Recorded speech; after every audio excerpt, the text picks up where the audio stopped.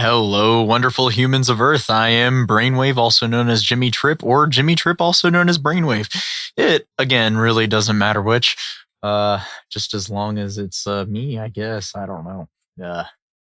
Anyway, today I'm going to be doing something very unconventional. I'm actually going to be writing out a song, planning out a song, before I actually make the song. So, typically what I would do, this is very unusual for me because typically what I would do is I would go into FL Studio and I would just start from an empty project and just, try to put something together, either from files that I have already made in separate sound design sessions and dragging those in later, or maybe I have a more specific idea already in mind that hasn't been made yet, but I just, put down some MIDI notes and like put down a VST generator. And then suddenly, I have the synth and I'm just playing around to kind of get something. And that's fine too. That's actually how I work the most. That's how I work most often. However, I did want to try something recently. It was more of like an experiment, and it does seem to kind of help sometimes. Like, especially if you've hit a writer's block,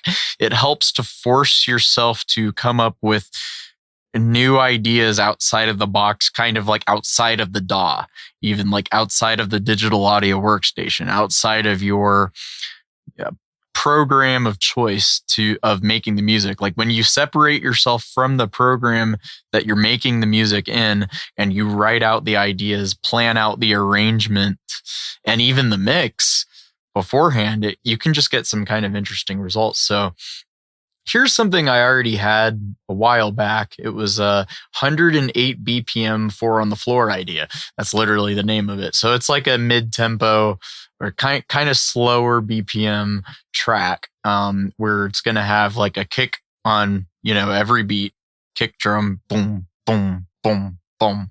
And, I went as far here as, making sure I had the mix already kind of like laid out and the arrangement already laid out. So in verse 1, it has the front and center elements, and I'm separating everything here too a little bit with these lines. So this is just a Word document. The kick drum is the first track. It's the first channel, and that's going to be, most of the low frequencies within the track. And I want to have that in mono.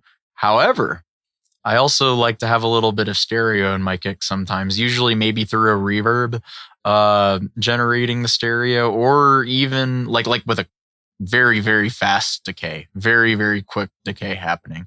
Or you could just have a stereo layer. You could have a couple kick drums that are just, in this example, it doesn't have to be above 1 kilohertz, but I found that that's kind of like where rolling it off around that point seems to help with at least the stereo stuff. So it doesn't conflict too much with other elements in the mix and start causing like phase canceling or like just spectral blurring or masking of other frequencies and other sounds. So that's that. The sub bass mono, lead vocal mono. Background elements for the first verse, some filtered synth chords. That's a mono. Filtered synth chords also filling out, this is filling out probably around 200 hertz above up into like 1K, at least in terms of like fundamental frequencies. I'm not thinking too much in terms of richer, higher end harmonics, your like higher mids and treble. I'm thinking more in terms of like kind of just lower mid and lower mid elements here. And then back here, I also have the filtered synth chords with wet reverb with short decay. That's to kind of give a little more stereo to the chords. Mid bass, retro 80s bass, 25% left. Here's the interesting thing.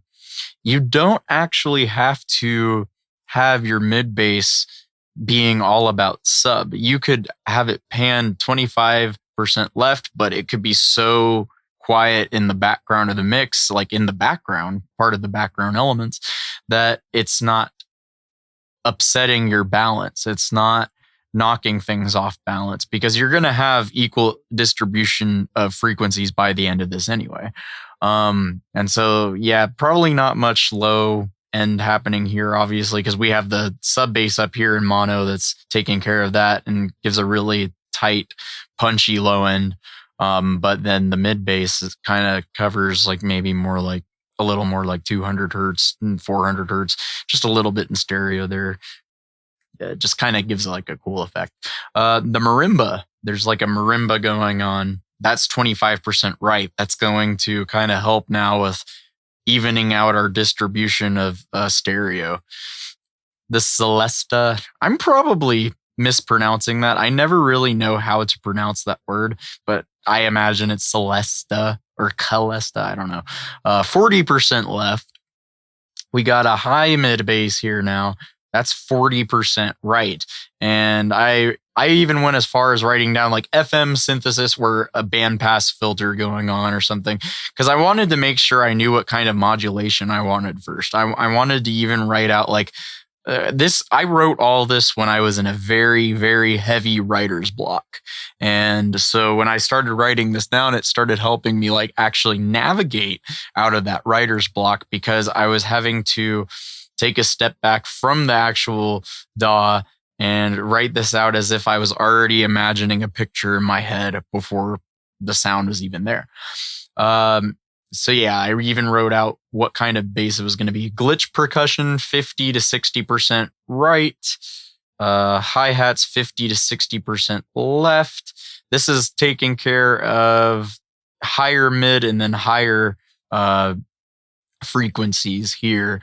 So you don't have to worry about balance too much with frequencies that high up, because it's our ears are naturally more sensitive to higher frequencies anyway. So you can actually get away with having higher frequency elements in your mix be that much quieter, because it's already entering our eardrums like at a quicker rate than like the lower stuff is, or it takes all the lower and low mids a bit longer for us to like decipher it. So, or I guess interpret it.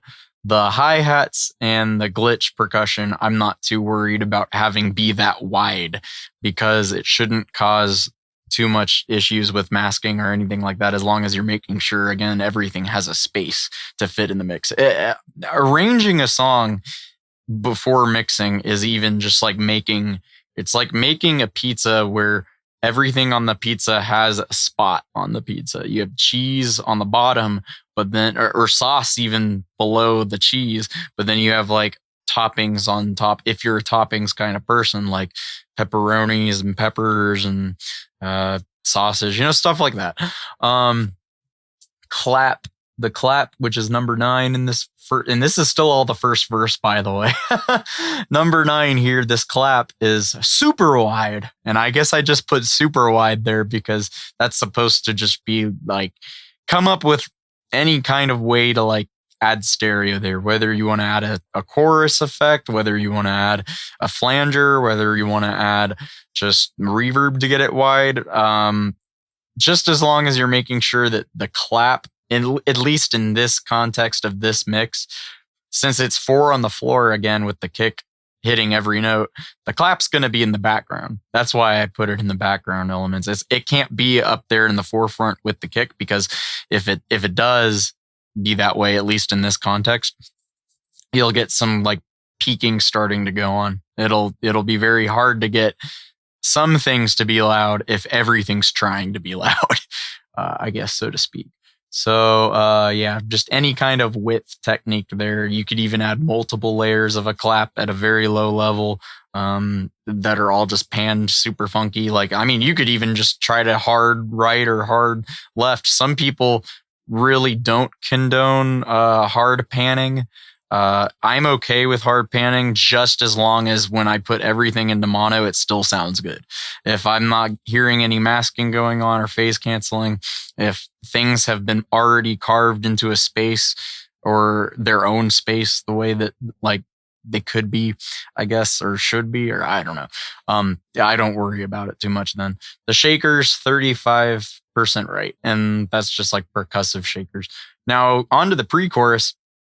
Not much happening here, as you can see, because in front and center, we've actually lost the drums now. We've actually lost the kick drum, at least. It's just sub bass in mono and lead vocal in mono. And I think what I want to do here is even add to this dB vol turned down a couple of dB. Probably like 2 or 3 dB. And the reason for that is because when the chorus comes in, the impact of the sub is going to feel much greater. It's going to feel much louder because it is louder. And so if you can sacrifice a little bit of level and perceived level in certain sections of the song, it will make other sections of the song feel more prominent to the listener. And the lead vocal will stay the same. We want the level of the vocal, I guess, to just stay the same. Mid bass here is still here, but it's in mono, slight stereo at 15 degrees in low mids. And how you can look at something like degrees is just imagine for a second that 15 degrees in a stereo field of a full 100% going out in any direction is kind of like, panning something 15%. So you could even, again, pan this around 15%, but use your ear. You should be mixing to ear. You should be mixing in the stereo to ear. And eventually you'll get a knack for that and kind of be able to just tell, oh, this sounds like 15 degrees. This sounds like what it probably would have sounded like if it was panned 15% in any which direction, left or right. Now the harmony vocals, that's hard left. Harmony vocals 2 is hard right, and very low, very, very low. And the reason that the volume here is very low, again, is so that things don't get too out of balance. If it's up there in the forefront with the lead vocal competing for space with the lead vocal, yeah, it's going to be really wide, but you're probably going to get some really crazy peaking going on. And it can be very hard at that point to get everything else in the chorus to maybe sound loud once you've had that impactful of a pre-chorus. But I mean, there's no rules here. It's just guidelines. You can do whatever you want. This is just what's helped me, I've noticed right now. So this is very, very back in the mix, in the background elements. Strings, there's some strings here. 30% left, reverb 30% right. This is a cool technique. You can get a lot of depth this way. Taking, say, a sound, panning it one way, like 30% to the left, and then taking a reverb send and routing it to that reverb send. And then once the strings are routed to that reverb, you just pan that reverb send 30% one way or the other. And you can get some cool, like 3-dimensional type of like effects happening, almost like really just cool depth happening in the mix. And so likewise, I have a piano here, 30% right into the same space that the reverb of the strings is going into. However, the delay on this piano is now going into the same space, 30% left, that the strings are in. And the delay and reverb here, I want to say they're not even that fast. The decay is probably a bit short, so it doesn't sound like there's a whole lot of smearing or blurring going on in the whole context of the whole arrangement or the whole track. However, you might be going for that effect. You might actually be going for that far off, far away sound, and in which case that's totally fine as long as you're not seeing any conflictions. Glitch percussion alternates between mono, 45% right and 45% left. So this is a technique called call and response, which is very, very common in a lot of EDM, like electronic dance music, like dubstep stuff, drum and bass, even like glitch hop, complextro, IDM, intelligent dance music, whatever genre you're producing in. If it is going for a bass heavy type of emphasis or sound, this tends to be a very common technique, even used in bass sounds, where you'll have one sound, but it doesn't overlap with another one. It's this sound is here, but now in this next part, here is a different sound they're not overlapping, but they're taking turns. They're taking their turns to kind of like speak and have a conversation within the section of a track. So that's what's happening here. We have glitch percussion that is happening in mono for part of it, but then it alternates and turns into part of the glitch percussion that's going 45% right, 45% left. And you can do this a couple ways. You can do this through panning. You can do this through auto panning. Even auto panning is really fun. Yeah. Or you could just have, individual percussion that has its own place in the stereo field at different points. There's a Rhodes keyboard here, which is mono. There is a atmospheric pad, which is super wide, but so that it doesn't conflict with the hard left and hard right happening here of Harmony Vox 1 and 2. We probably don't want it to be in the exact same space as the backing harmony vocals. We probably want to have it be either a bit louder or a bit quieter than the harmony vocals. And that's all up to taste. That's something that, I wouldn't really decide on until probably I'm actually sitting there making and arranging the track in the playlist in FL Studio. Closed hat here is 50 to 60% right. And open hats are 50 to 60% left. And those are probably a bit quieter too in the mix. And finally, we have the chorus here. And sorry this video is going so long now. I just was really trying to hit home what this idea, I guess, kind of is. And hopefully I'm doing an all right job. Front and center elements here are lead vocal mono with slight stereo from delay and reverb. Delay is at 30% right and reverb is at 30% left. So I had a weird idea with the vocal for this arrangement idea. And the idea was to have the lead vocal, but then have that be mono.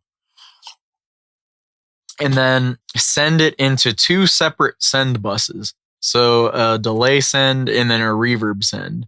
And so 3 channels altogether. The one channel for the first vocal, which is just the mono, and then it's that center vocal is going into the 2 different channels, with the one with the delay and the one with the reverb. So delay 30% going out 30% right, reverb going 30% left. Can add again a lot of dimension, a lot of 3-dimensional depth. And a bigger sound to the mix. Sub bass is still mono. Kick drum is still mono. Background elements this time feature a vocoder in the background, which I really look forward to doing this. I haven't arranged this track yet, but once I do, I'm going to make a video of arranging this track now that I've showed you this all written out, because I want to show you guys that this is possible. I want to show you guys it's possible to get a clean arrangement, a cleaner mix, just by planning it all out ahead of time and then already knowing which space everything is going to occupy in the mix. Like just having a picture in mind, having a full idea, picture, concept already in mind before kind of feeling like you're going into it blind. Because I noticed that I feel like I'm going into projects a lot of the time blind. I feel like I'm going into it with blinders on, and I can't really see the full picture yet. So this does help with that. Vocoder vocals, yes. Track 1, I've digressed so much. I'm so sorry. 55% left. And then vocoder vocals 2, 55% right. These can probably afford to be a little louder in the mix than our harmony 1 and 2 vocals up here from the pre-chorus, because they aren't hard left and right like harmony 1 and harmony 2. Harmony 1 and harmony 2 here are hard right and hard left, but they need to be quieter to compensate for balance.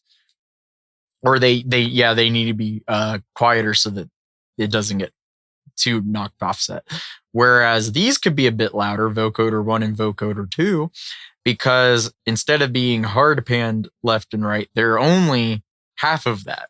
They're 55% or around half of that. Yeah. Vocal harmonies, just regular vocal harmonies.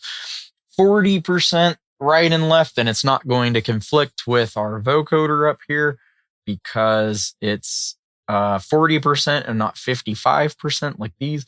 And it's also not going to conflict with the reverb and delay from our lead vocal because these are the delay and the reverb are happening in 30% left and right. And so the snare down here, that's mono. Clap is hard left and clap one and clap two are hard left and hard right.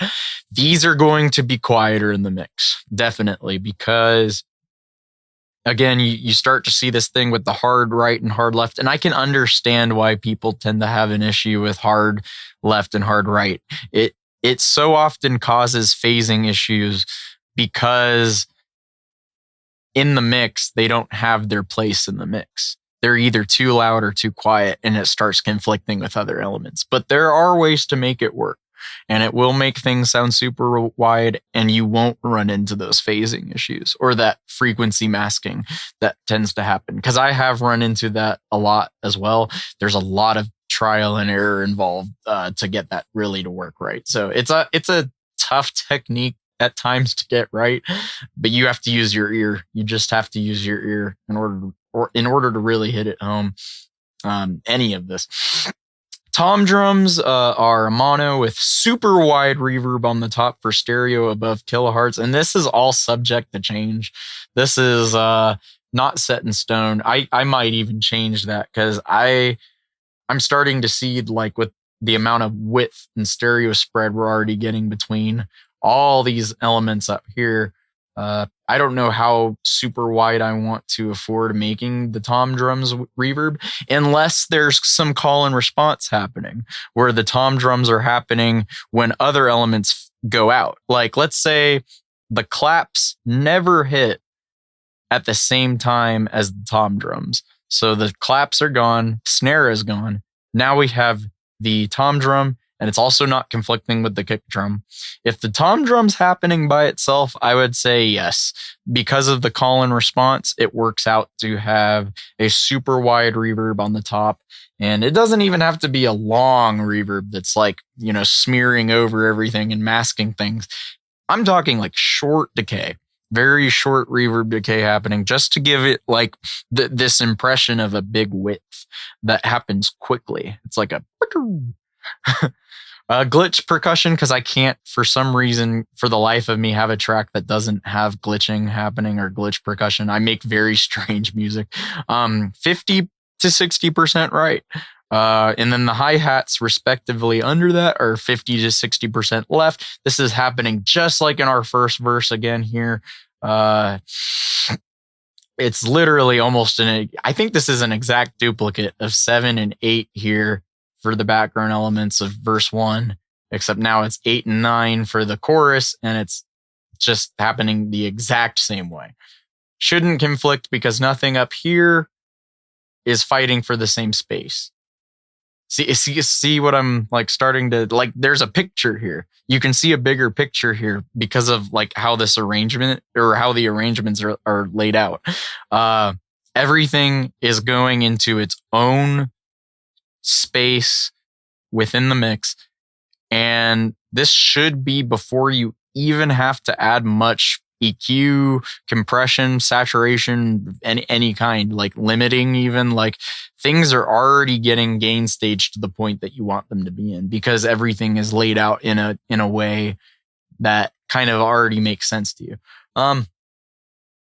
So yeah, shakers 35% right, square lead melody, that's 20% right, and then the sawtooth chords 12% left. Yeah, that's a funky one at the end. Okay. And again, that's all subject to change still. These elements down here are probably going to be quieter. Definitely. They're in the background for a reason because we want the lead vocal in the chorus to really take full priority here. We want to make sure that the listener's like, whoa, okay, yeah, there's a vocal happening. And, there's a bass and there's a kick drum. But, the kick and sub, they don't always have to be the front and center elements of a mix either. You can have those even be in the background sometime. It's really just all up to you. All of this is up to you. You, the creator. You, the producer, you, the writer, the recording artist, the singer, no matter what you're doing, musician, because I'm a musician too. I actually have played piano since I was like 9. I love piano. This is all to taste. All of this is just the guideline. It is not a rule. This is not a rule for you to follow that is definitive in any way. This is just nice guideline. And this can really help you get out of a creative jam. This can actually really help you get out of a writer's block. So I really just implore you, the next time you get into one of these creative ruts or this writer's block, try this out. Just try this out. See how well this works for you. It might not work for you. This doesn't always work for me. A lot of times I like to go into projects just making it sporadically, or like happy accidents, you know, like the whole idea of just making something kind of just without a plan in mind already, or without a focus in mind. I like to make very random things. That's where a lot of my best work comes from. However, this is a nice little map almost. It almost feels like a map that you see all the little directions and it shows you where all the locations are, but none of the locations on the map are on top of one another. They all have their different parts of the land, or they're in their different parts of the land. No one city or town is on top of one another. Otherwise, every citizen would get crushed. So everyone's spread out. Everything is spread out. And in the context of a mix or food, yummy, delicious food, a baked good, it works out very well, because then you get all the flavors, you get all the ingredients. You can discernibly hear transparency and clarity between every element, because nothing's fighting for the same space. That's the idea here. The idea here is to have a little more confidence that when you create the track, or if you want to make a track from what you've written out first, you'll know, you'll kind of get it done quicker, even in a way. Like you'll know and have more confidence that everything's kind of already in a place. So anyway, yeah, this is getting very long now. I'm going to end this video here. I hope you guys got something out of this. If you really got something out of this, consider liking and subscribing. It would help me a lot. Yeah, so with that said, peace.